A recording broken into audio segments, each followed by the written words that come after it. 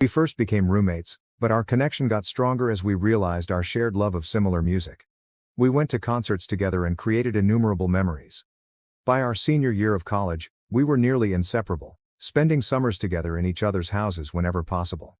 After finishing our schooling, we pursued separate vocations. While I landed a highly sought-after position at a prestigious law firm, my ideal job, Sarah was unsure whether she wanted regular employment. Instead, she chose to look into social media as a source of income. Despite our dramatically different schedules, we made it a point to set aside weekends for each other. We always made time to connect, whether it was on a hike, at a new restaurant, out for drinks, or just staying home to watch movies. Sarah was unmarried for a few years following my marriage before meeting her current spouse, Mark, and celebrating their second anniversary this year.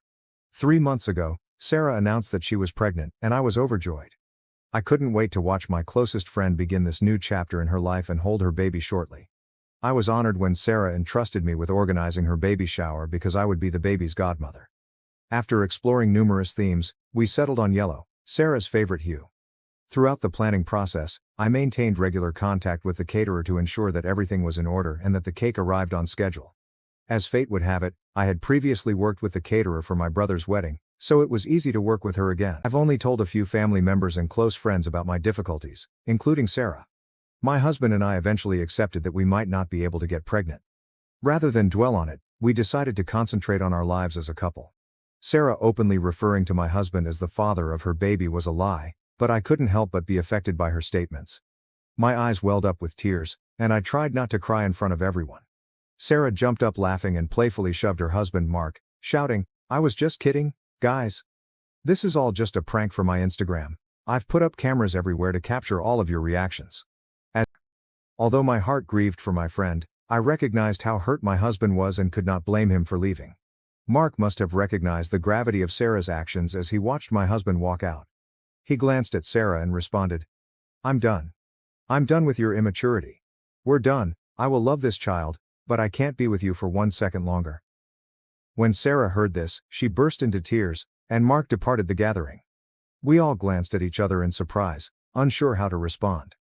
My heart ached for my dearest buddy, but I knew my husband needed me more at the time. I did not want to approach Sarah after her painful chat with Mark, so I too left the baby shower without saying goodbye. When I arrived home, I noticed how upset my husband was. We couldn't believe Sarah had pulled such a nasty hoax on us. Starting to get upset again, I told her that I didn't find her joke amusing at all. I told her that what she did was rude and had made both my husband and me very uncomfortable. I also informed her that I needed some time away from her and would be unable to accompany her to her appointment that day. Sarah retaliated by labeling me a shitty friend for abandoning her at such a vulnerable moment. This message truly bothered me. I couldn't believe she'd say something like that just because I needed space. When I told my husband about Sarah's message, he was just as outraged as I was. He urged that we avoid interacting with her until she comprehended the gravity of her conduct. I decided to send Sarah one final message, informing her that I would not be speaking with her until she apologized to both me and my husband for what she had done. I also made it plain that if she attempted to upload the prank film, I would take legal action against her. Rather than apologize, Sarah stated that she did not believe she had done anything wrong. She even suggested that I was jealous of her due to her pregnancy. When I read her response, I couldn't believe my eyes. This woman, who had been my best friend for over a decade, assumed I was jealous of her, despite the fact that I had gone above and beyond to provide her with the ultimate baby shower.